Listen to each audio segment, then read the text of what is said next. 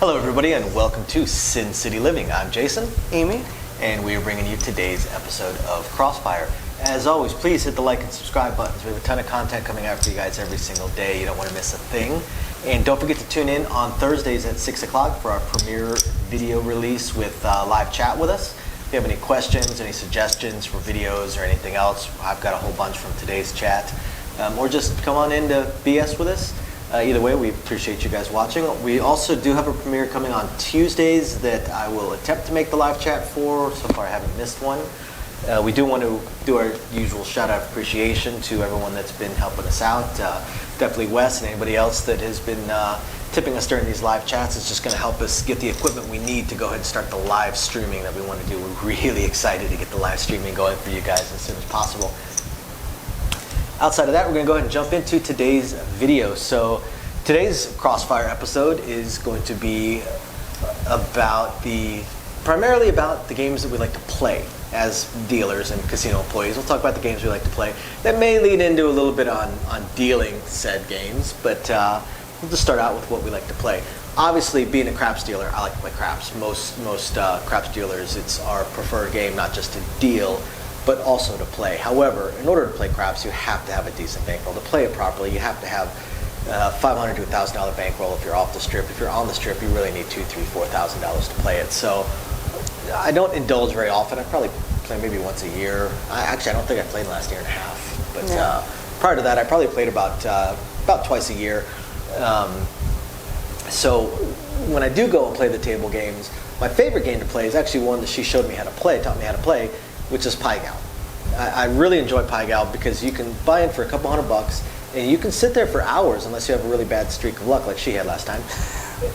But my bad luck is your good luck. I mean, I am an absolute lucky token for anybody that I play with. They always win, I always lose. When I'm out with my wife, I always get lucky. So what I really like about it is that, again, you can play for hours because so many hands end up being pushes. Where you actually are losing money is on the side bet, the bonus bet that you kind of have to play, which is the primary way that I really won any money last time around that we played. I was the full house king, and then that one 4 of a kind.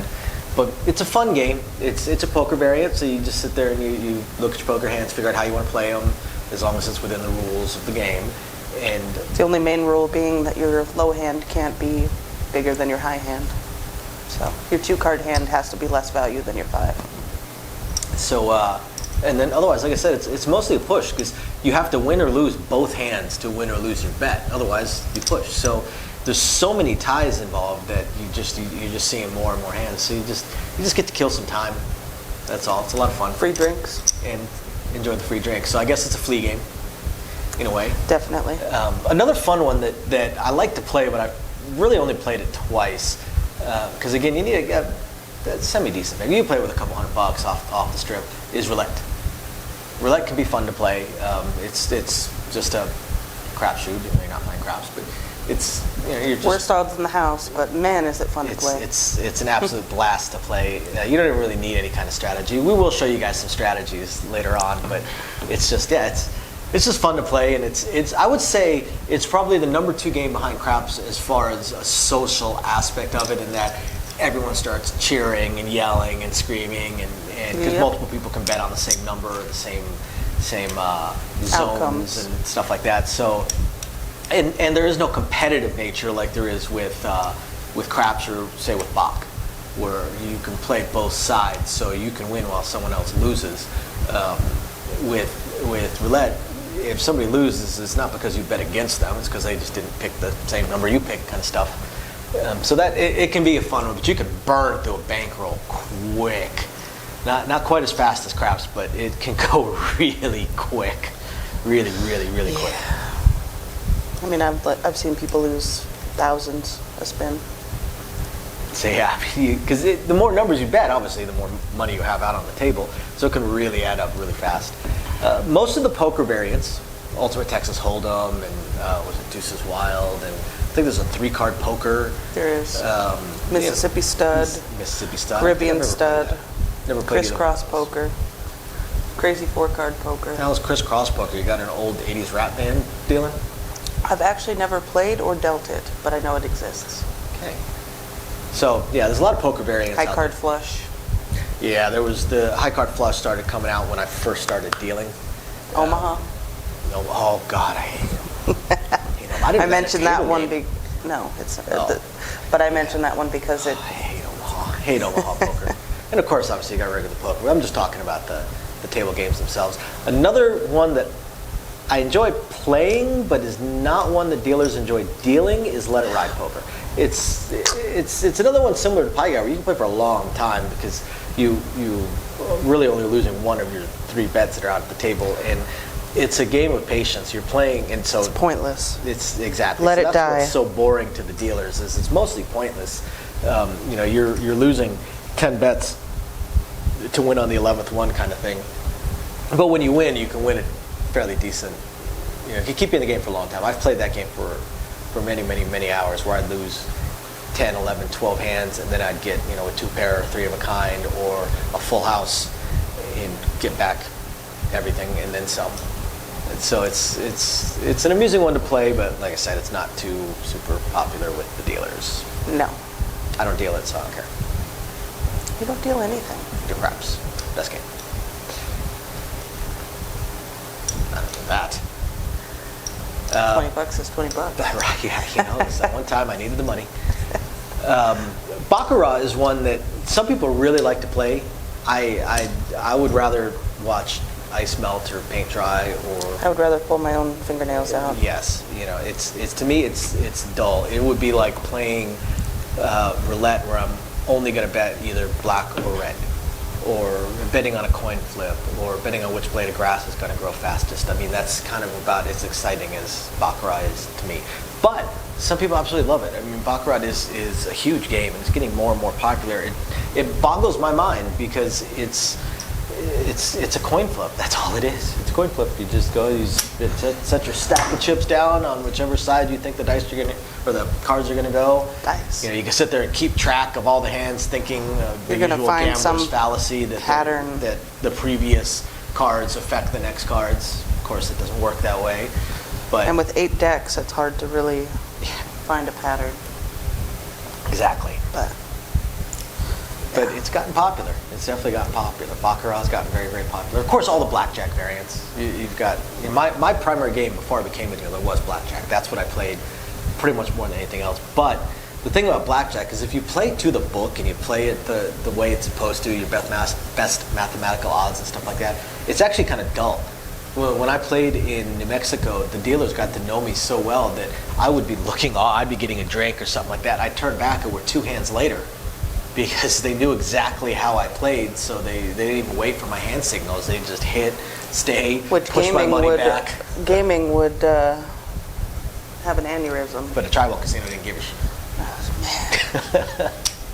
Yeah, they just if I won, now you can't see the chips. If I won, they'd just push the winnings back and leave my bet sitting there, start dealing again, because they knew what I was going to do, and that's actually how I started picking up playing slots and Keno and stuff like that, is because I would just get bored of not having to think or really put too much effort into playing blackjack. I would just sit there and kind of glance over, stay, just all exactly to the same, depending on the cards, and it got dull. So I'd play for a couple hours. I'd get up, go play some slots or something.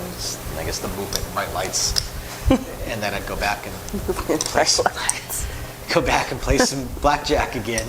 And then get bored and go play some slots or something. That's also how I picked up playing Let It Ride poker. Was I would get just bored out of my skull playing blackjack, and I'd just go play some Let It Ride for a while. Is that tribal casino that I really started gambling a lot at was they didn't have Pacquiao or Baccarat or anything. It was basically blackjack, Let It Ride, and roulette. And the roulette, I can't remember if there was a ball or not, or my cards. Most tribal casinos aren't authorized to actually have a ball. It's cards. I can't remember. I know they didn't have craps, which means they probably had cards, because if they're allowed to use a ball, they're probably allowed to use dice. Yeah. So if they're not allowed to use dice, then they're highly unlikely allowed to use a ball. But I will say that the roulette version with cards to me is no less interesting than the roulette version with the ball. I mean, you're still spinning a wheel. It's just this time it's the wheel itself that is the ball as well, but otherwise it's really no different to me than spinning a ball. It's just weird.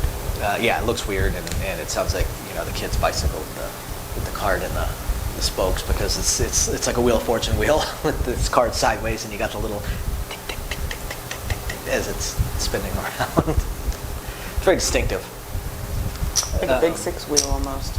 Yeah, kind of only sideways. So that's one that I get mixed reviews on card dealers telling me about. Some of them love to go deal that because it's about as brainless as you can get for dealing. You just stand there, it takes no effort, takes no thought, no payouts. Spin it. Oh, that hit. Okay, here's your money. It's no math.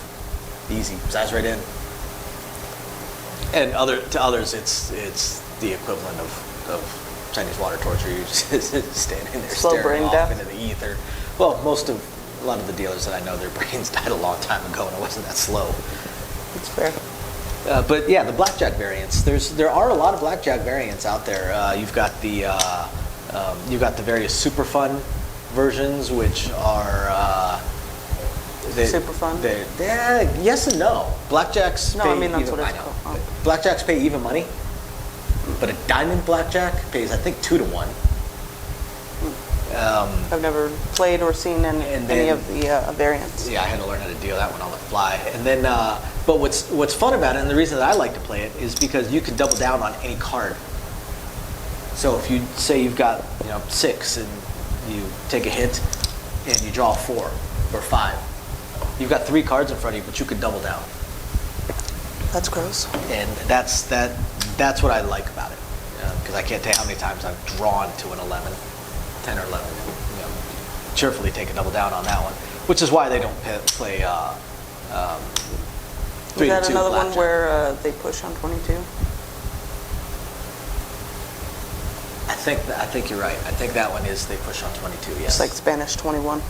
I am not familiar with Spanish 21. There's no 10s. You push on 22. And I want to say you can only double down on 10 and 11. But I could be wrong. I've never dealt No it. 10s. Why would you want to double down on 10 or 11 if there's no 10s? I'd double down on a 12. Yeah. 12 or 13. Well, 12. 11 or 12. That's interesting. Another one that I'd like to play, I haven't had a chance to play it yet, is Free Bet. Where You'd be doing that one on your own. You get a free, you can double down or split for free. You don't have to put extra money out, but you'll still get paid as if you did. But I'm sure that there's the additional house heads built in there, like push on 22 and blackjack maybe pays even. I don't know the exact rules, but that's what I wouldn't mind playing at some point. But it's actually kind of tough to find. There's like I know 2 or 3 places that have it, but you kind of got to go out of your way to go there. What else? What else do you play? Yeah, you open. I don't really play tables. Yeah, don't really play much. I'm trying to think of what other table games there are that we haven't really covered. I mean, Casino War. I would no thanks. I'm good. I'll pass. Anything that I could have potentially played as a child, I don't see the point of. I did play blackjack as a child.